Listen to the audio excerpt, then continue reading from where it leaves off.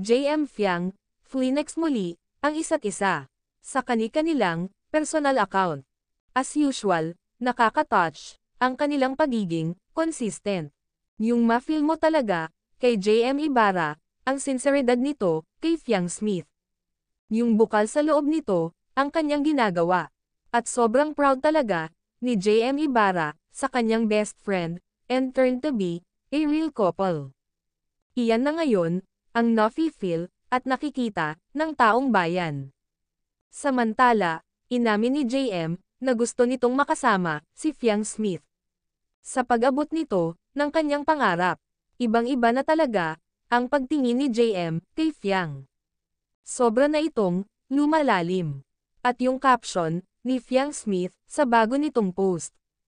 Mapapawaw ka talaga, dahil pinahiwatig nito, na napaka-safe niya, pagkasama si JM. Caption nito, safe place. Tama nga naman, napaka-safe ni Fiang, kay JM. Sobrang maalaga, at mapagmahal, si Captain Ibarra.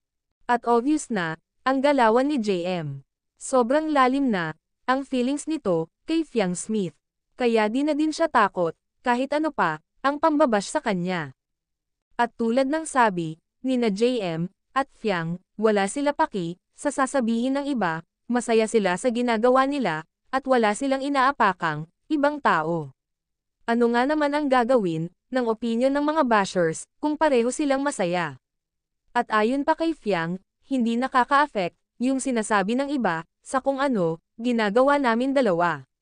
Ibang mag-isip, ang JM Fiang, matured, at totoong totoo. JM Fiang, really deserve, genuine happiness.